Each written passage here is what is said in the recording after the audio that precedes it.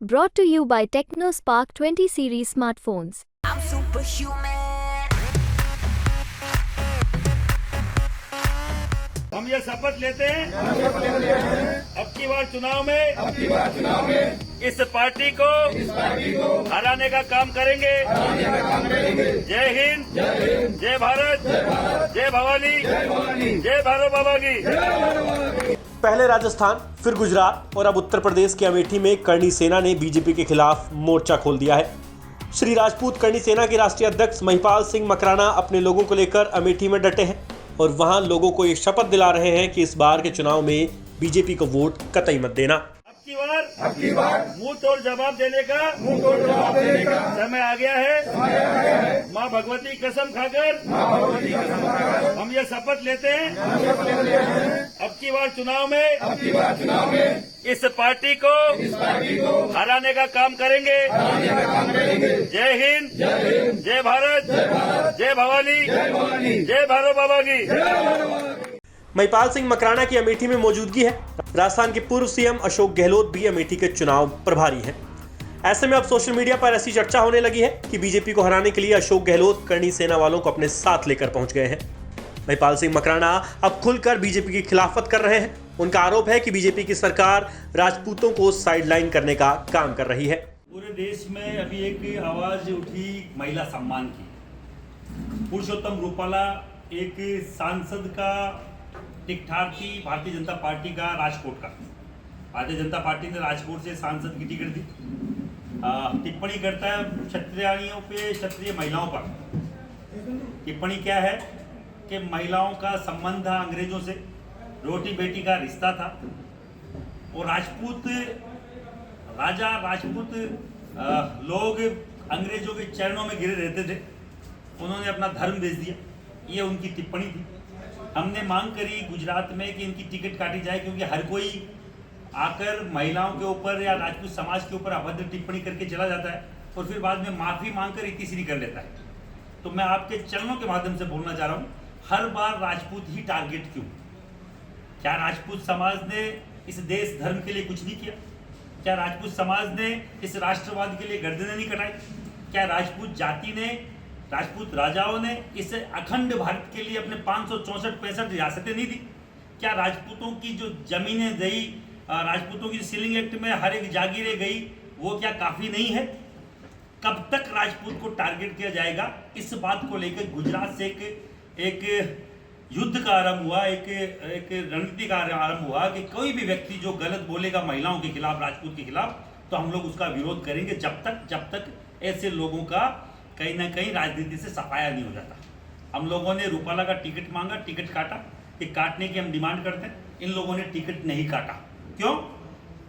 पुरुषोत्तम रूपाला बाल्यकाल से मित्र है प्रधानमंत्री नरेंद्र जी मोदी का, और अगर इनको लगता है कि हमारे बाल्यकाल के मित्रों से ये पार्टी चलेगी तो इनकी गलतफहमी है। राजपूत भारतीय जनता पार्टी का 80 से 90% तक वोटर है और बूथ एजेंट से लेकर दरी पट्टी बिछाने तक का काम पिछले 40-44 सालों में अगर भारतीय जनता पार्टी के लिए किसी ने किया है तो क्षत्रिय समाज के युवाओं ने किया है। अमेठी आने का पर्पज क्या रहा? चुनाव के 4 दिन पहले आप अमेठी आए हैं, जिला मुख्यालय सहित विभिन्न क्षेत्रों में भ्रमण कर रहे हैं। क्या कहना चाह रहे हैं? किस तरीके से यहाँ के क्षत्रियों को संदेश देना चाह रहे हैं? संदेश मेरा सीधा सा है, जो महिला का सम्मान नहीं करता, हम उस पार्टी का विरोध करते हैं। कौन नहीं करता? भारतीय जनता पार्टी का सांसद का उम्मीदवार महिला का अगर अपमान करता है, उसमें उनके मुखिया अभी तक मुंह नहीं खोलते हैं, तो भारतीय जनता पार्टी के हर एक व्यक्ति का विरोध होगा। आपने महाभारत में देखा होगा, द्रौपदी का चीरण हुआ,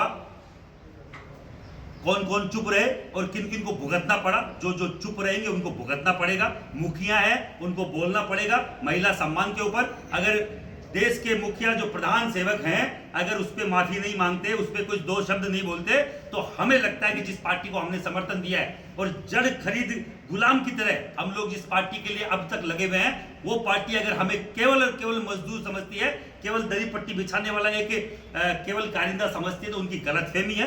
राजपूत समाज अब की बार पूरे देश में इस चीज का ऐलान कर रहा है कि हम लोग भारतीय जनता पार्टी के खिलाफ हैं और यहाँ स्पेशली इसलिए आए हैं, जो आप बार बार पूछ रहे हैं, एक महिला होकर और महिला सम्मान की बात अगर संसद में नहीं करती है, अपने सरकार के नुमाइंदों के सामने नहीं करती है, तो उस महिला को यह बात बोलने का कोई हक नहीं कि हम महिलाओं के सम्मान की लड़ाई दिल्ली में लड़ते हैं।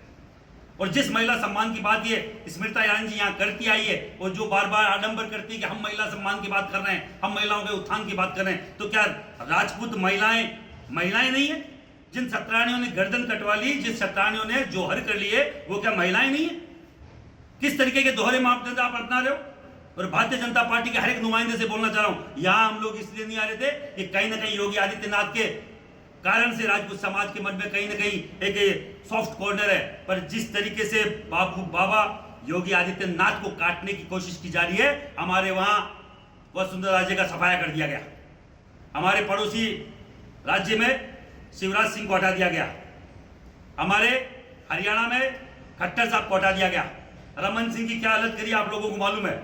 सबसे बड़ी बात, थल सेना अध्यक्ष सबसे सम्मानित एक पद होता है, 8.5 लाख वोट लेके जीते हैं, आपके मोदी जी से भी 3.5 लाख ज्यादा, और उनको वयोवृद्ध करके हटा दिया जाता है, और उनसे 4 साल बड़े मोदी जी खुद तीसरी बार के प्रधानमंत्री के तौर पर तैयार होते हैं। तो ये समझने की जरूरत है कि राजपूत समाज के जो सर्वोच्च नेता, उनको कैसे काटा जा रहा है। राजनाथ सिंह जी की हालत छुपी हुई नहीं है पूरे यूपी से और पूरे देश से। माला में 1 सेकंड पहले सर जाता है, उसके आधे सेकंड में सर वापस निकल जाता है। उनकी क्या हालत कर दी जिन राजनाथ सिंह जी ने इनको प्रमोट किया था पूरे देश में। आप देख लीजिए क्या हालत है। हमारे रमन सिंह जी को क्या कर दिया, नरेंद्र सिंह तोमर को सीएम के नाम पे वहां केवल एक एमएलए बना के बिठा दिया गया। राज्यवर्धन सिंह राठौड़ जो कैबिनेट मिनिस्टर थे, उनका हालत क्या कर दिया गया। हजार मेरे पास उदाहरण है। राजपूत समाज के सर्वोच्च नेतृत्व काटा जा रहा है, महिलाओं को हर दिन प्रताड़ित किया जा रहा है, राजपूत समाज के हर दिन आक्षेप लगाए जा रहे हैं। और मैं आपको बोलना चाह रहा हूं, क्या दिया है आप मुझे बताइए। आप इन 10 सालों में हमें केवल प्रताड़ना की राजपूत समाज को आज तक कुछ नहीं मिला है। और हम लोग जो जड़ खरीद गुनाह में समझते हैं, क्योंकि हम कोई जैसे कांग्रेस का मुसलमान होता है, हम भाजपा के मुसलमान नहीं है। हम केवल यही बताने आए। अब की बार स्मृति ईरानी जी जो नहीं बोल पा रहे हैं, मुंह में दही जमा रखा है, उनको बोलना पड़ेगा, नहीं तो हमारा समाज का युवा बाकायदा बोलेगा। यहाँ पे क्या हाल हुआ आपको मालूम होगा। हमारे यहाँ के नेता हैं दीपक सिंह, एमएलसी है यहाँ के, 307 का मुकदमा दर्ज कर दिया गया झूठा, और कोई बोलने को तैयार नहीं। क्यों? बीजेपी के खिलाफ कर रहे हैं, क्यों नहीं करेंगे? मैं कर रहा हूं, मुझ पे मुकदमा दर्ज कीजिए। प्रेस कॉन्फ्रेंस की आप मुझे बताइए, प्रेस के आप लोग हैं चौथा स्तंभ है, क्या जरूरत पड़ती है किसी का प्रेस कॉन्फ्रेंस करने के लिए किसी परमिशन की, और वो भी आचार संहिता में? मुझे अगर परमिशन लेनी होगी तो मैं चुनाव आयोग से लूंगा। यहाँ का प्रशासन मुझे नहीं रोक सकता, यहाँ की सरकार मुझे नहीं रोक सकती। किस तरीके की आप ये हिटलरशाही लगा रखी है। छोटा सा एक हमारे समाज का भी एक प्रोग्राम था, उसके लिए जो मंदिर का प्रोग्राम था, उसके लिए परमिशन के लिए यहाँ का डीएम मना कर देता है। 3 दिन से मेरे पदाधिकारी बैठे हुए। क्या घूमने की अनुमति नहीं है? क्या ये पाकिस्तान में आता है? क्या हमारे भारत का टुकड़ा नहीं है? इस तरीके के ये राजपूत पे ना करें। मैं बोल रहा हूं फिर बार बार, ये राजपूत करनी सेना, राजपूत समाज का युवा संगठन सबसे बड़ा, अगर करनी सेना के साथ दमनकारी नीति अपनाई गई तो हम लोग सड़कों पे आए। जहां जहां ध्यान रखना, झोपड़ा साफ कर दिया। महिपाल सिंह मकराना के निशाने पर अमेठी से बीजेपी की उम्मीदवार स्मृति ईरानी है। उन्होंने कसम खाई है कि कुछ भी हो जाए, इस बार बीजेपी को यहां से जीतने नहीं देंगे। राजस्थान तक के लिए अमेठी से अभिषेक कुमार त्रिपाठी की रिपोर्ट।